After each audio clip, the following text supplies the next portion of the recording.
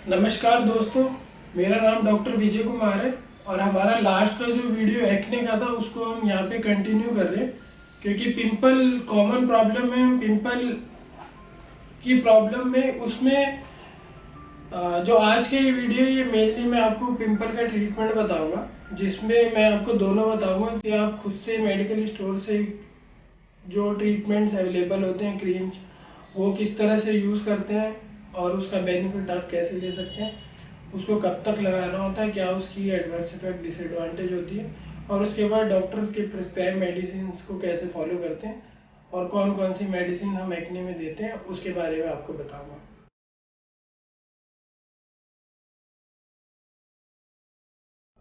आज का video mainly ये है, अगर आप ये जानना चाहते हैं कि होम केयर रेमेडीज़ या होम केयर प्रिकॉशंस पिंपल में कौन सी लेनी होती है, उसके लिए हमारा एक अलग से वीडियो है जो हम डिस्क्रिप्शन में नीचे लिंक में दे रहे हैं, आप उसको ज़रूर देखिए।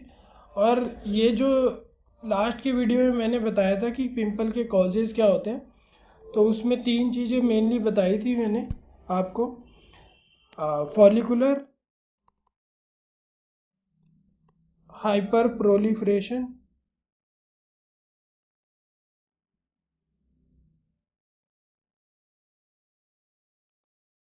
इंक्रीज सीबम प्रोडक्शन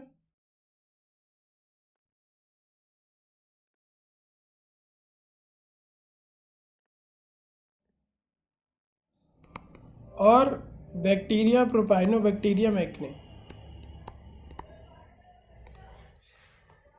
और चौथा इन्फ्लामेशन, वो उससे रिलेटेड ही है।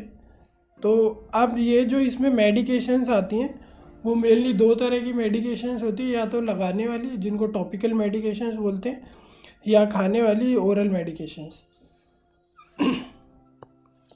तो इसका जो एक्ने का ट्रीटमेंट है वो मेनली एक्ने के जो दाने होते हैं वो 2 उसमें डिवाइड होते हैं कि नॉन इन्फ्लामेटरी है या इन्फ्लामेटरी लीजन्स है। लीजन्स मतलब दाने। नॉन इन्फ्लामेटरी लीजन्स में जो है कॉमेडॉन्स आते हैं। कॉमेडॉन्स स्किन पे छोटे छोटे से बम्प से निकल जाते हैं। वो 2 तरह के होते हैं, वाइट कॉमेडॉन्स और ब्लैक कॉमेडॉन्स। ये नॉन इन्फ्लामेटरी लीजन्स होते हैं। उसके बाद जो है अगर इसमें कंटिन्यूसली अगर हम ट्रीटमेंट नहीं लेते हैं तो पैप्यूल बन जाता है, फिर उसमें पस पड़ सकता है तो पस्चूल बन जाता है। पस्चूल अगर रप्चर हो जाए तो और सराउंडिंग में इन्फ्लामेशन हो जाती है जिसमें नोड्यूल और सिस्ट भी बन सकता है। ये सारे जो है इन्फ्लामेटरी लीजन होते हैं। इन्फ्लामेशन मतलब वहाँ पे रेडनेस होएगी, पिंपल दर्द करेगा, ये सारे इन्फ्लामेटरी लीजन्स होते हैं। तो अगर आपको सिर्फ कॉमेडॉन्स है, अगर नॉन इन्फ्लामेटरी लीजन्स है, सिर्फ कॉमेडॉन्स है, तो ट्रीटमेंट में आप केवल टॉपिकल मेडिकेशन लगा सकते हैं। टॉपिकल मेडिकेशन में जो है सबसे पहले रेटिनॉइड्स आते हैं। Retinoids are vitamin A derivatives. इसमें अलग अलग एडाप्लिन, रेटिनॉइड्स, ये सारे आते हैं और ये आप लगा सकते हैं। अब यहाँ पे बहुत इम्पॉर्टेंट चीज़ ये मैं बताना चाहूँगा कि रेटिनॉइड की एप्लीकेशन कैसे यूज़ की जाती है। रेटिनॉइड को जब स्टार्ट करते हैं तो इनिशियल फ्यू डेज़ में फेस पे काफ़ी ड्राइनेस होता है और बर्निंग सेंसेशन होता है, और स्किन एक्सफोलिएट करती है। तो इसके लिए जो हमें करना होता है वो ये कि आप गैप दे दे करके लगानी होती है मेडिसिन, कि 1 डे का गैप दे दिया या 2 डे का गैप कर दिया या 3 डेज़ का गैप कर दिया। तो इतने गैप कर करके ये आपकी इंडिविजुअल टू इंडिविजुअल स्किन पे वेरी करता है। इतना गैप दे दे करके स्टार्ट करेंगे और जब उसमें धीरे धीरे एडेप्टेशन होती जाती है और सिम्टम्स, बर्निंग सेंसेशन, जलन, चेहरे पे जलन, ये सारी चीज़ें कम होने लग जाती है, और फिर 15-20 डेज़ बाद आप वो गैप को कम कर सकते हैं और 1 मंथ, 1.5 मंथ में आप डेली भी नाइट में अप्लाई कर सकते हैं। अब रेटिनॉइड की डिसएडवांटेज ये है कि स्लो एक्टिंग ड्रग होती है, 2 to 3 वीक्स में ही इसका इफ़ेक्ट आने लगता है, उसके पहले ज़्यादा इफ़ेक्ट रेटिनॉइड का नहीं आता। बट एडवांटेजेस बहुत सारी होती हैं। रेटिनॉइड पिगमेंटेशन को कम करती है, एक्ने को कम करती है, एक्ने पिंपल को कम करती है, एंटी एजिंग होती है, अगर आपके फेस पे रिंकल्स वगैरह हैं माइन्यूट तो उनको कम करती है, आपकी टोन को अच्छा करती है और फेस पे ग्लो भी आता है क्योंकि एक्सफोलिएशन होता है। तो बहुत सारे बेनिफिट होते हैं रेटिनॉइड के, और ये आप लेटर ऑन डेली अप्लाई भी कर सकते हैं। बट इसका इनिशियल स्टेजेस में एडवर्स इफेक्ट होता है। ये रेटिनॉइड लगाने का तरीका जो है काफ़ी इम्पॉर्टेंट होता है। अगर उससे भी एलर्जी होती है तो आप अपने डॉक्टर से डिस्कस कर सकते हैं, वो उसको चेंज करेंगे। सेकंड जो है, अगर सिर्फ आपको टॉपिकल कॉमेडॉन्स है तो टॉपिकल सैलिसिलिक एसिड आते हैं, ये आप फेस वॉश की फॉर्म में, टोनर की फॉर्म में या पील्स की फॉर्म में फेस पे अप्लाई करके, ये बाहा होते हैं बीटा हाइड्रोक्सी एसिड, तो ये पोर्स के अंदर तक जाते हैं और पोर्स को ओपन करते हैं। सारी स्टोरी पिंपल की यहीं पे ही होती है कि पोर्स ब्लॉक ना हो तो पिंपल नहीं होंगे। और बाहा जो होते हैं बीटा हाइड्रोक्सी एसिड, ये पोर्स के अंदर तक जाते हैं और उसको क्लीन करते हैं। सैलिसिलिक एसिड डिफरेंट फॉर्म में अवेलेबल है। एजिलिक एसिड होता है,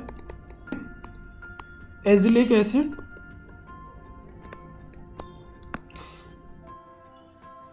इसकी एडवांटेज ये होती है कि ये कॉमेडॉन्स पे भी एक्ट करती है, पेप्यूल पे भी एक्ट करती है, और पिगमेंटेशन अगर एक्ने में है तो ये पिगमेंटेशन भी कम करती है। अगर एक्ने के साथ में ब्लैक मार्क आ रहा है तो ये ब्लैक मार्क्स को भी कम करती है। बट एजिलिक एसिड का इफेक्ट आने में भी 2 to 3 वीक्स लगते हैं। दो स्ट्रेंथ में अवेलेबल होते हैं, 10% 20%। कुछ लोग एलर्जिक भी होते हैं एजिलिक एसिड से, तो वो भी देखना है। बाकी जो टॉपिकल मेडिसिन होती हैं लगाने वाली, उसमें फिर टॉपिकल एंटीबायोटिक्स आती हैं। ये over the counter easily available है, ओटीसी ड्रग्स। उसमें मेन फर्स्ट क्लिंडामाइसिन आती है। Clindamycin jail form, cream form, lotion form में अवेलेबल है। इसको मॉर्निंग एंड इवनिंग अप्लाई करते हैं। एडवांटेज ये है क्लिंडामाइसिन की कि इफ़ेक्ट इमीडिएटली स्टार्ट हो जाता है। जब आप अप्लाई करना स्टार्ट करेंगे तो सेम डे से थोड़ा बहुत इफ़ेक्ट स्टार्ट हो जाता है। ये पस्चूल्स पे मेनली काम करती है, कॉमेडॉन्स पे काम नहीं करती है और पिगमेंटेशन पे भी नहीं करती है। दूसरी टॉपिकल मेडिसिन में डेप्सोन आती है। डेप्सोन भी यूज़ कर सकते हैं। निडाफ्लॉक्सासिन आती है, वो भी यूज़ कर सकते हैं। ओरल मेडिकेशंस में, ओरल ट्रीटमेंट में मेनली सबसे पहले एंटीबायोटिक्स आती हैं, जिसमें सबसे पहले एजिथ्रोमाइसिन आती है।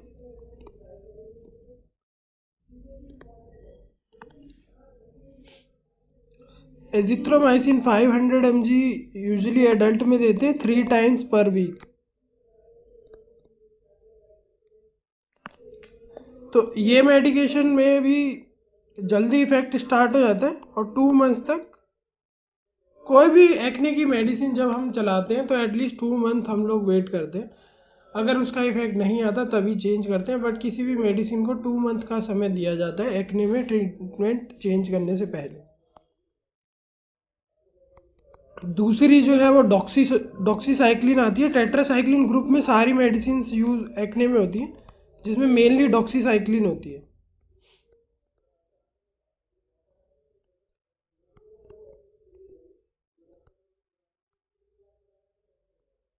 फिर मॉक्सीफ्लॉक्सासिन होती है और सेफेलेक्सिन भी एक सेफेलोस्पोरिन ग्रुप की ड्रग है।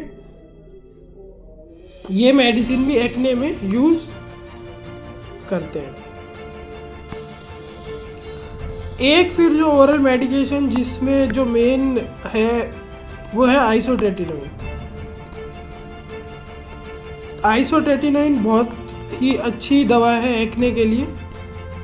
मोस्ट ऑफ द टाइम जब एक्ने नहीं ठीक हो रहे होते हैं या स्टेज 4 एक्ने होते हैं या सीवियर लगता है तब हम आइसोट्रेटिनोइन देते हैं। आइसोट्रेटिनोइन में काफ़ी एडवांटेज और डिसएडवांटेजेस हैं। डिसएडवांटेज में ये है कि इसमें एडवर्स इफ़ेक्ट्स हैं। एडवर्स इफ़ेक्ट में ये है कि 100% पेशेंट्स में ड्राइनेस होती है। ड्राइनेस वैसे हम करवाना भी चाहते हैं एक्ने के ट्रीटमेंट में, ताकि सीबम प्रोडक्शन कम हो, पोर्स कम ब्लॉक हो और एक्ने ना निकले। मेन हमारा फंडा ही यही है, जब पोर्स ब्लॉक होंगे एक्ने होगा, तो पोर्स को ब्लॉक नहीं होने देना है और वो इसमें पक्का होता है। अब ड्राइनेस, लिप्स ड्राई होते हैं तो लिप्स पे लिप बाम लगानी है। फेस ड्राई होता है, माउथ ड्राई होता है, आई ड्राई होती है, वाटर इनटेक ज़्यादा करना है। ये है। बाकी जो है इसमें ये हिपैटोटॉक्सिक हो सकती है कुछ पेशेंट में, तो लीवर फंक्शन टेस्ट की जांच कराई जाती है। और दूसरा लिपिड प्रोफाइल की जांच करवाई जाती है। बॉडी में लिपिड्स और कोलेस्ट्रॉल लेवल्स इंक्रीज हो सकते हैं इस मेडिसिन से। मेन एडवर्स इफेक्ट एक और है जो फीमेल्स के लिए ये ड्रग ट्रेटोजेनिक होती है। ट्रेटोजेनिक ड्रग का मतलब है कि अगर ये ड्रग लेते समय या इस ड्रग के ले दौरान अगर प्रेगनेंसी होती है तो बच्चा अपंग पैदा हो सकता है, बच्चे को डैमेज हो सकता है पेट माँ के पेट में। तो ये ड्रग लेते के समय एक तो प्रेगनेंसी टेस्ट पहले ही करवा लेते कि प्रेगनेंसी नहीं है, कंफर्म करने के लिए। और अगर प्रेगनेंसी नहीं है फिर ये मेडिसिन स्टार्ट होती है। और ड्यूरिंग, तो जब तक मेडिसिन चल रही है 2 कॉन्ट्रासेप्टिव्स यूज़ करने हैं अगर फीमेल रिप्रोडक्टिव एज ग्रुप में है तो। कॉन्ट्रासेप्टिव्स के 2 मेथड यूज़ करने हैं ताकि एक फेल हो जाए तो दूसरे से प्रोटेक्शन मिले। दूसरा ये फिर इस ट्रीटमेंट के दौरान दूसरा ये है कि इस ट्रीटमेंट के दौरान प्रेगनेंसी नहीं होनी चाहिए।